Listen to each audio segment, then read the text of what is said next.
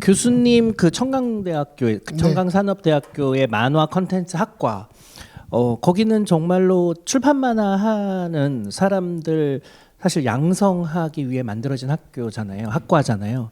거기에는 처음에 이제 젊은 만화가가 되겠다는 젊은이들 많이 교육하셨을 텐데 그리고 또 지금 서울 웹툰 아카데미에서는 웹툰 작가 하겠다는 문화생들 뭐 학생들 많이 이제 보고 있을 텐데 20년 전 그때하고 어떻게 다릅니까?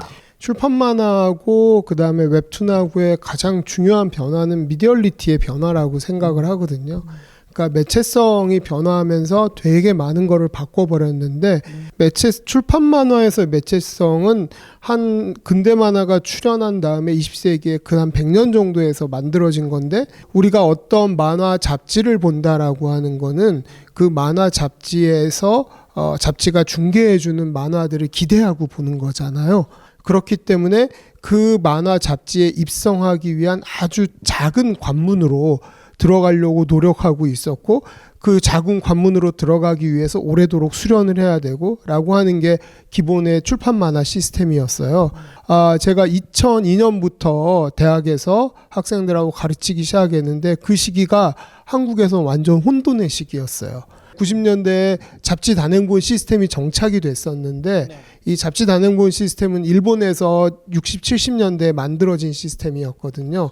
일본에서 만들어졌을 때 잡지는 아주 저가의 싸구려로 만들고 그리고 그 잡지를 주간 잡지, 격주간 잡지, 월간 잡지 그래서 이렇게 쭉 잡지를 늘려나갑니다. 그러니까 소년 점프가 있고 영 점프가 있고 뭐 그다음에 빅 점프가 있고 계속 잡지를 분리해 나가면서 그 잡지가 가지고 있는 특징들을 만들어 나가고 그 잡지에서 히트작이 나와요.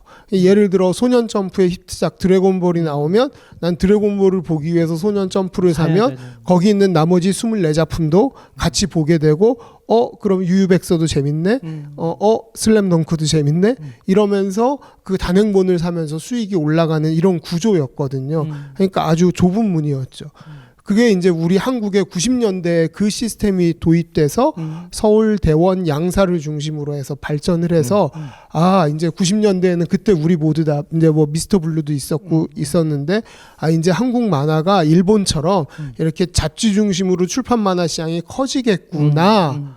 라고 생각을 했었던 거죠. 네. 근데 그게 여러 요인들로 아주 복합적인 요인들로 몇 가지 요인을 꼽아보자면 일단 IMF가 있으면서 그 만화 잡지를 돈 주고 구독할 수 있는 청소년들의 일단 용돈이 줄어들기 시작했고 그러면서 근데 그 와중에 한 축으로는 IMF가 터지면서 구조조정하면서 사람들이 나오고 이분들이 만화 대여점을 이제 자영업자로 들어가기 시작했고 그래서 만화 대여점이 생기고 그다음에 한쪽으로는 스타크래프트가 PC방에서 또 생기고 그러니까 청소년들은 한정된 용돈이 줄어들었는데 만화 잡지를 사는 것보다 만화책을 빌려보거나 아니면은 PC방에 가서 스타크래프트를 하거나 이런 혼돈의 시기가 90년대 후반에서 2000년대가 된 거예요.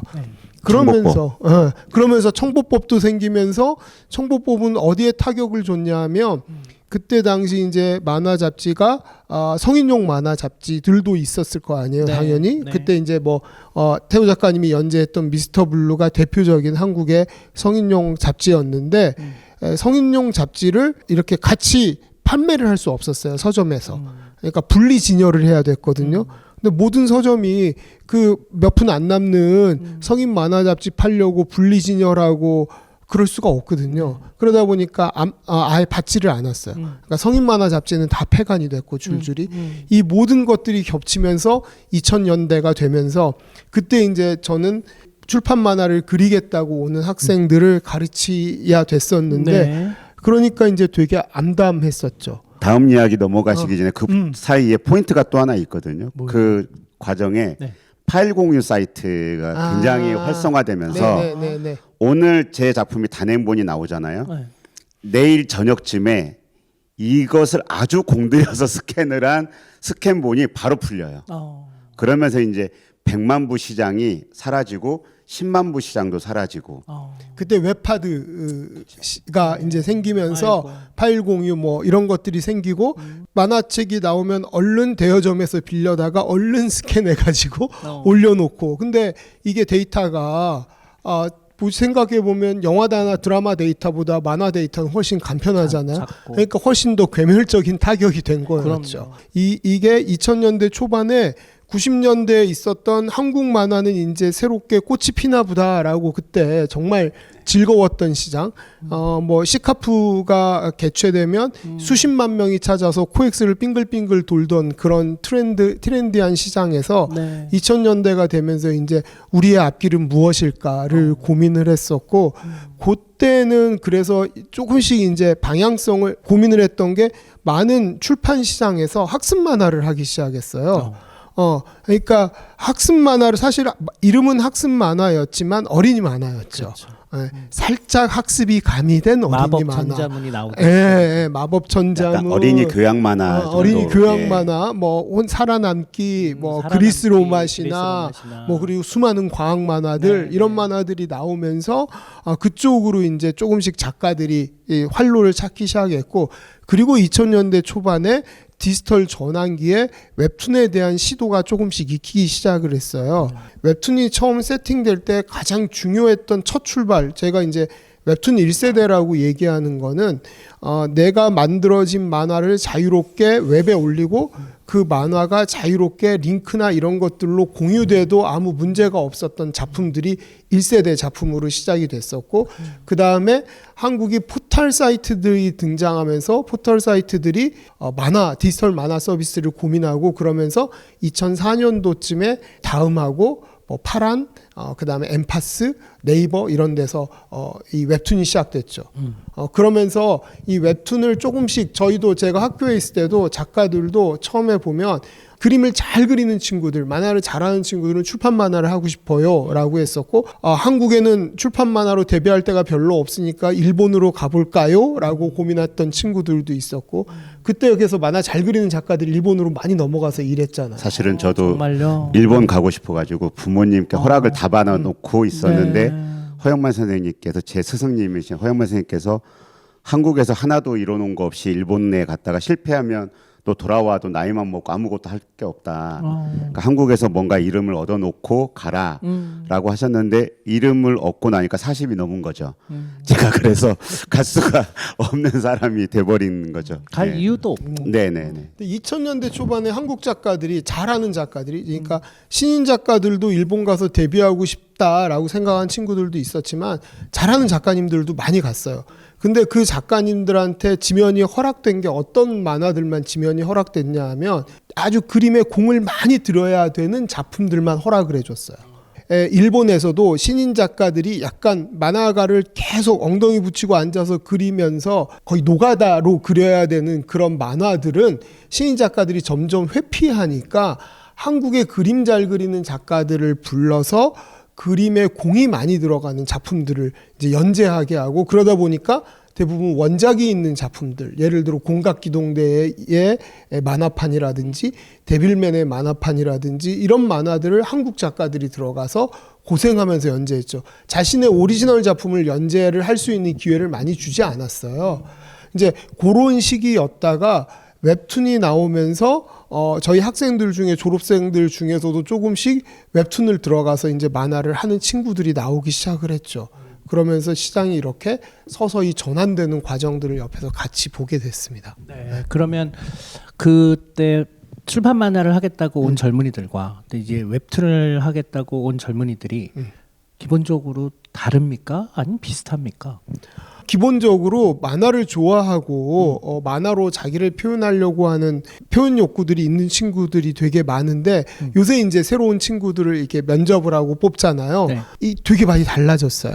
그러니까 어느 부분이 달라졌냐 하면 옛날에는 진짜 이 출판 만화만을 보고 성장을 했었던 친구들이 만화를 그리겠다고 온 친구들이 많았다면 지금 이제 웹툰을 보고 성장한 친구들은 웹툰뿐만이 아니라 되게 다양한 대중문화의 영향을 많이 받은 친구들이 오고 있어요. 저는 그래서 그 이유가 뭘까를 생각해 봤는데 이게 이제 아까 서두에 얘기했었던 그 매체성의 변화 때문이라고 생각하는데 예전에 출판 만화를 우리가 보고 만화를 좋아한다라고 하면 만화 잡지를 보고 만화책을 보고 거기에 몰입하고 아니면 좀 유사한 애니메이션을 보고 요런 정도였다라고 하면 지금은 실질적으로 우리가 웹툰을 구독하는 거는 스마트폰을 통해서 구독을 하잖아요.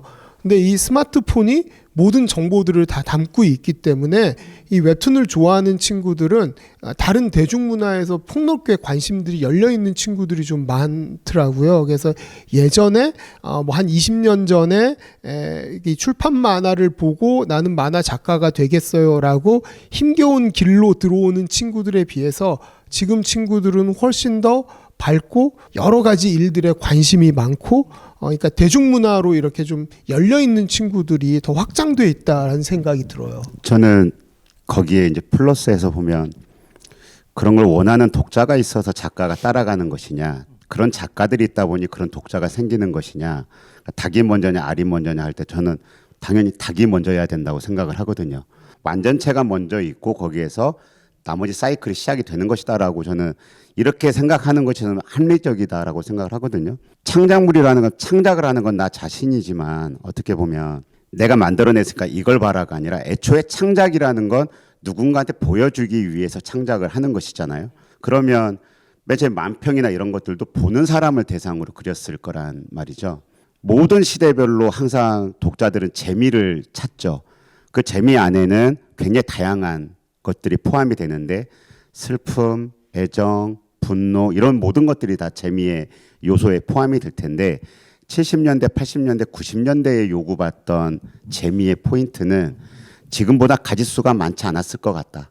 그림을 잘 그리는, 만화를 잘 그리는 사람이 내가 만화가가 돼야 되겠다 생각했는데 요즘은 이야기에 관심이 있는 사람이 그중에 만화라는 형식을 고른 사람들이 결국 그 세계로 들어가는. 만화에서의 잘 그린 그림은 잘이라는 건 어디에 붙어야 될까라는 게 조금 더 사람을 사실에 가깝게 그리면 잘 그린 건가가 아니라 이 작품이 그리고자 하는 세계관에 잘 맞는 그림, 그 다음에 그 스토리 내용이 요구하는 그림을 잘 그리면 잘 그린 그림인 거죠. 그렇지 않나요? 저희가 1학년 신입생들이 들어오면 OT를 할 때 맨 처음에 띄워놓는 문장이 만화는 잘 그린 그림이 아니다 라고 띄워놔요. 그 다음에 심지어 그림을 잘 그리려고 하지 말아라 라고 얘기를 해요. 만화를 이렇게 그리려는 친구들은 어떻게 됐건 그림에 대한 욕망이 되게 크거든요. 그러니까 그림을 잘 그린다는 거는 내가 보고 그거를 아주 사실적으로 되게 느낌 있게 스타일 있게 이렇게 그려내려고 노력을 해요. 그러면 거기서 끝나요. 근데 만화는 잘 그린 그림이 아니다라는 거는 만화는 언어라고 생각을 하라고 계속 얘기를 해주거든요. 네가 만화라는 언어를 가지고 만화 언어를 가지고 네가 하고 싶은 얘기를 표현하는 거야가 요새 만화의 출발하는 핵심적인 출발점이에요. 그래서 자꾸 그림을 잘 그리려고 그러면 사실 만화가가 되기 힘듭니다. 요즘 작가분들이랑 얘기를 하면 늘 지적하는 것 중에 하나가 웹툰 시대가 되면서 웹툰 작가들의 표현력이 그 이전 세대에 비해 떨어진다.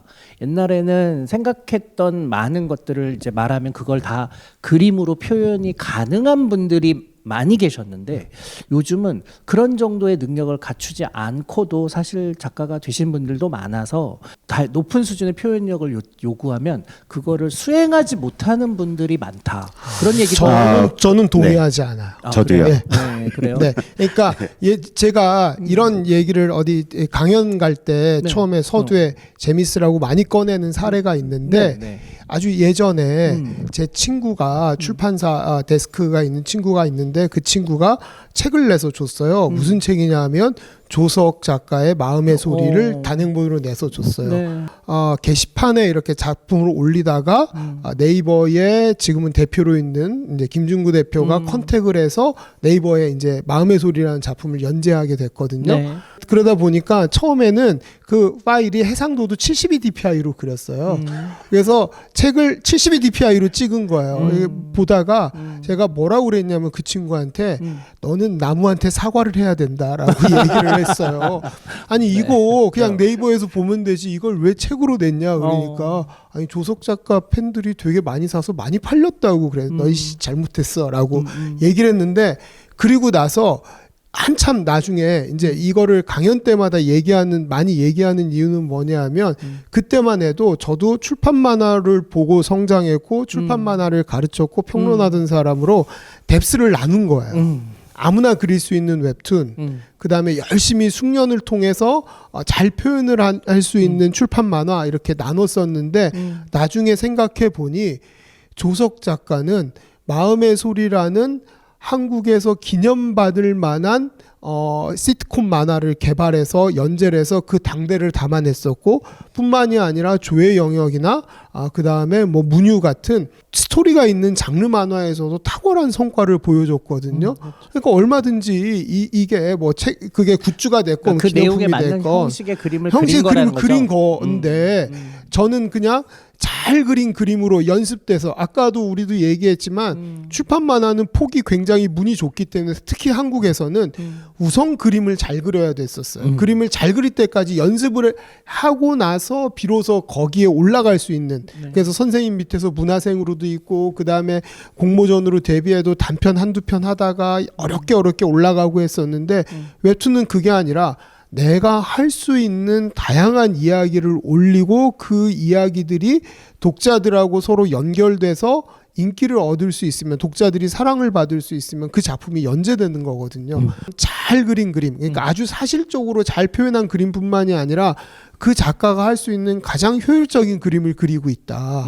요즘은 처음 웹툰 작가가 되겠다는 젊은이들 중에서도 나는 네. 그냥 누가 만든 이야기를 그림만 그릴래 라고 하는 사람과 내 이야기를 그리겠다고 하는 사람으로 되게 나누어지더라. 이게 대표적인 오해가 네, 어떻게 그런 생각해요? 건데 네네네. 과거의 만화 출판 만화계에서 글 그림을 다 하신 분들은 손에 꼽습니다. 오히려 생각보다 적어요. 왜냐하면 출판사나 잡지사에서 글 그림으로 나뉘어지는 것들을 옛날엔 좋아하지 않았어요. 게다가 만화방 주인들이나 이런 분들이 대본 소용 만화 있잖아요. 여기에 글 그림이 나눠져 있는 걸 굉장히 좋아하지 않았습니다. 그래서 스토리 작가의 스토리를 매절로 사요. 사와서. 작가가. 그래서 그림 작가 이름만으로 출간하는 경우가 너무나 많았어요. 그때는 거의 관행이다시피. 그래서 그 후에 스토리 작가 협회라는 게 생겨가지고 갈등이 한번 있었거든요. 네. 매절이 인정이 안 된 법원의 판결이 다른 일에서 나오면서 여러 가지 문제 제기들이 있었는데 그때는 출판사에서 작가들한테 그걸 요구를 했었던 사례들이 많아서 대부분의 대본소 작품들은 다 글그림 따로죠. 따로였고 잡지만 하시던 분들도 따로인 분들이 굉장히 많이 있었고, 네. 그 80년대 이후에 여성 작가분들이 글 그림을 같이 하시는 분들이 많았고요. 네.